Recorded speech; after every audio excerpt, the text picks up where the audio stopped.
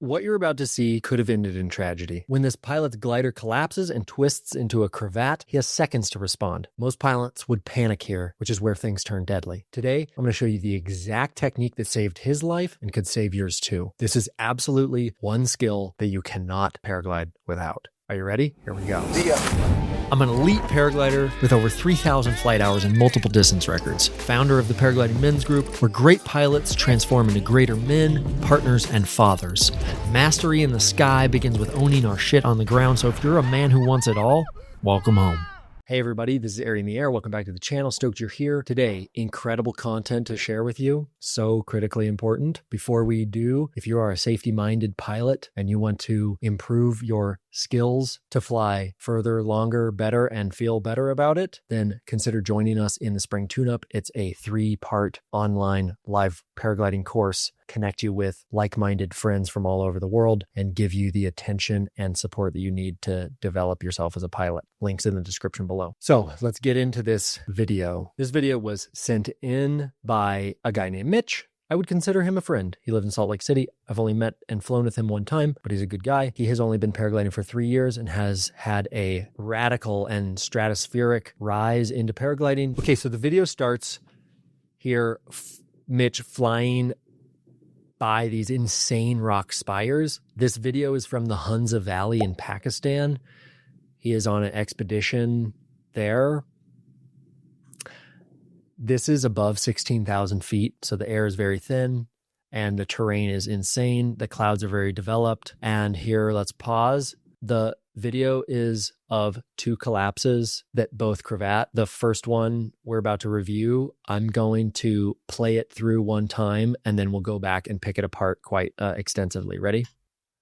Big collapse, frontal, reinflates 180 with a big cravat, controls the heading, does well. Controls the heading, fly away, keeps himself out of riser twist, tries to pump, tries to spin, doesn't do anything, controls the heading once again, controls his airspeed, not leaving the scene of the crime, flies out, flies into some lift, spins again, gets a much more effective spin on that one and clears half of the cravat. Again, controls the heading, spins, stalls, restalls, balls up, accordions out, luckily. Pretty intense, into really turbulent air. He said the lift was plus and minus 8 that day, which I totally believe. So then he's going to fly out, glide out. He's on bar and he tries to switch to the brakes, takes a big cravat. At this point, he's more practiced at spinning. So let's see how he deals with spinning. First one basically does nothing.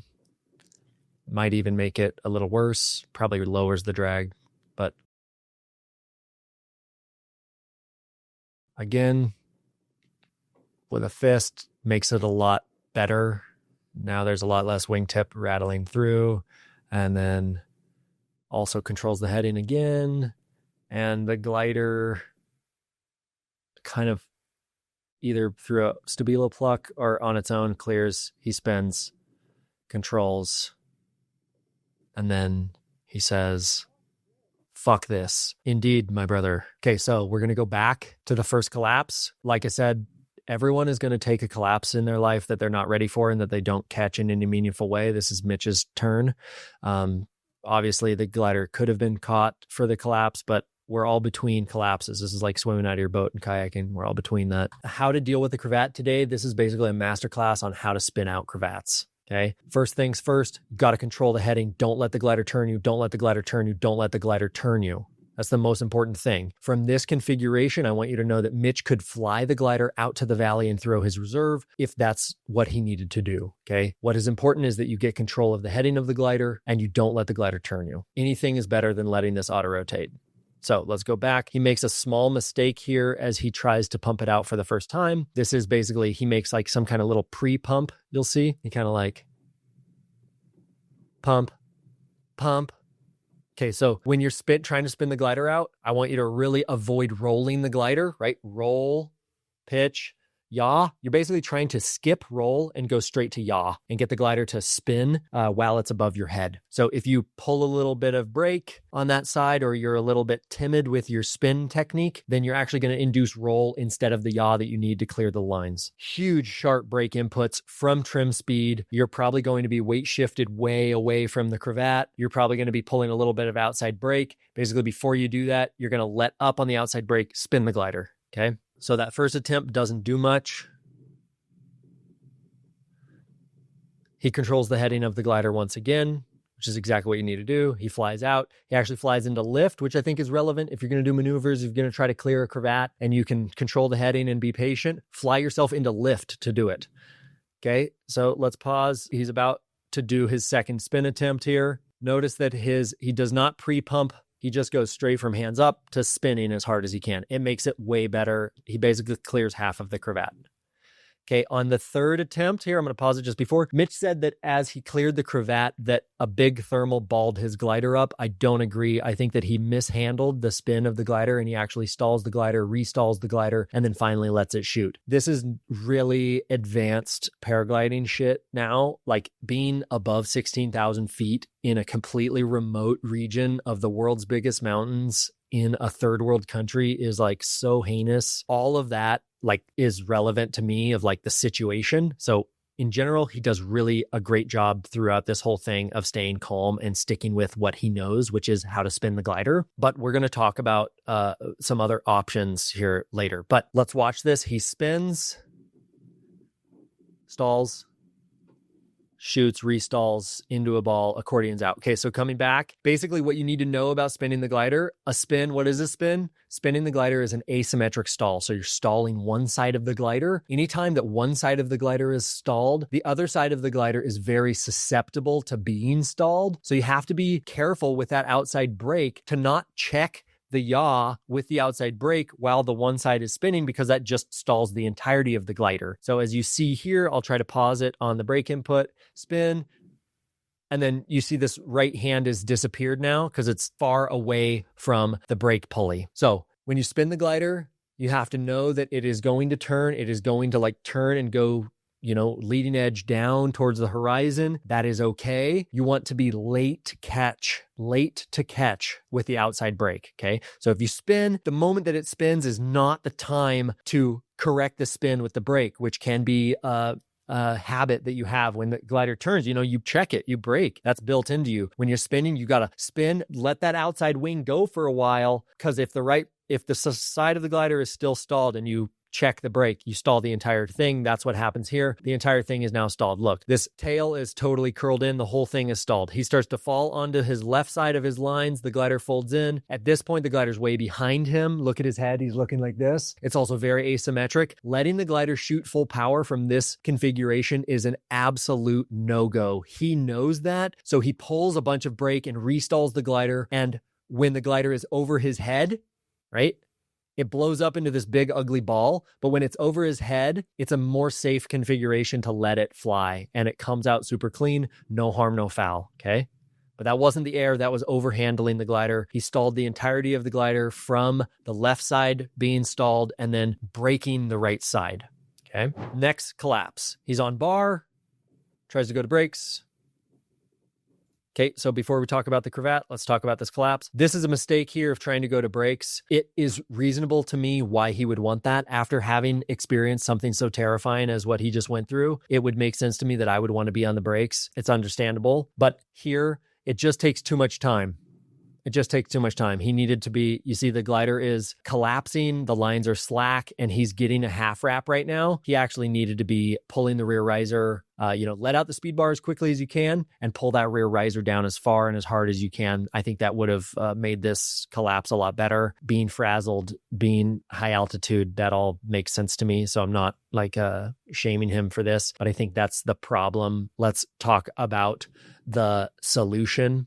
So again, all day long, Mitch absolutely nails this with what I have tried to drill into your head on this channel. Don't let the glider turn you. Don't let the glider turn you. Don't let the glider turn you. This is also a great example of huge cravats still flyable, okay? He has a number of really big, nasty looking cravats, and he can still control the heading of the glider, and the glider still flies, okay? So if he wanted to fly out to the valley and throw the reserve, that is an option, okay? You don't have to be acro master. You don't have to be stall master, spin master. You still can control the heading of the glider when it is nastily cravated. That is what Mitch shows in spades today, and I give him so much credit for keeping his head screwed on, not leaving the scene of the crime, and controlling the heading of the glider. So again, now at this point, he's warmed up on his spin recovery. So look at his body position right here. Head is outside of the riser, a little bit of right brake pressure, just getting control of the heading. When he feels good, he's trying to spin. That one, it didn't work. And honestly, that was a good spin attempt.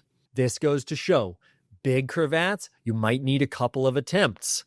Okay. Again, so to talk about the technique here, you want to use your strong muscles, which is going to be your shoulder, your triceps here. And as you're going to see in his next spin attempt, he really gets ready for it. And he pulls his arm up like this, like he's about to punch a baby, and he stuffs the brakes so hard. This is what it's going to take to effectively spin the glider. You really need to skip the roll, skip the braking. You don't want to let the glider, you want it to be overhead and then spin from right there. So it's really super sharp and really hard that you're going to need to pull it. Look at, he balls up a fist and he stuffs it down and it clears half the cravat. Okay.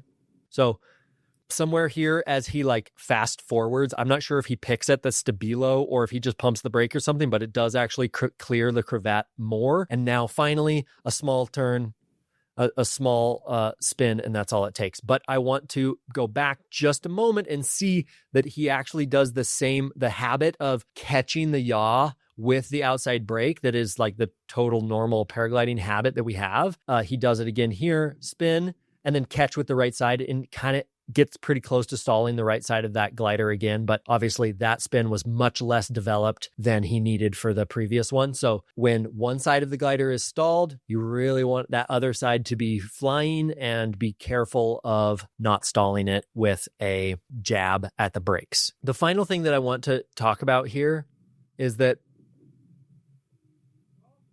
he says, fuck this. So I want you to put yourself in his shoes here for a moment. Imagine that you're on an expedition. You're in the middle of nowhere. You're in the biggest mountains in the world. You've just had a enormous cascading event that was really, really frightening. It led to another event that took 3 attempts to spin the glider out to get in a clean glider. So in that position, then do you think that you would fly through the rock spires? I wouldn't. Personally, everyone gets their own risk tolerance. This one, the start of the video, is way outside of my personal risk tolerance. In atomic midday thermal conditions in the mountains, I am not going to press my luck to try to wingtip touch some crazy rock spire. I'm not going to bust through coals. I'm going to stay away from terrain and try to keep some altitude underneath me so that if things go south, that I have the opportunity to try to clear cravats, control the heading of the glider, or throw the reserve at the absolute worst. So this is not to say that Mitch is doing anything wrong here. He's taking what I think is an unnecessary and enormous risk by flying so close to terrain in such atomic conditions, but to each their own. If you are a safety-minded pilot, I do want to invite you once again into the spring tune-up with me. I'm teaching a 3-part course on paragliding, mindset, and safety. I can answer all of your questions on how to handle the glider, on cross-country decisions. Even if you are a beginner and trying to get through your first season with the most optimized progression possible, or if you are a seasoned veteran and you want to optimize your competition tactics and your mindset, your physiology for this kind of stuff, I can support you in all of those ways. There's a link in the description. We would love to have you. Thank you to Mitch for sharing this video, being so open with it. This is the single best piece of content that I've come across for teaching you guys. I hope this shows you how to spin cravats out of your glider. And the one thing that I want to finish with is that big cravats, as you can see, are hard to spin out. They stall out a lot better. So being really, really comfortable with your deep stall, full stall on your two-liner is really important. If you don't have that skill, then spinning is what you're left with. And then you're going to have to know how to do it effectively. Thanks so much to Mitch for the video and for you for watching. Fly safe. We'll see you at the spring tune-up and on the next episode.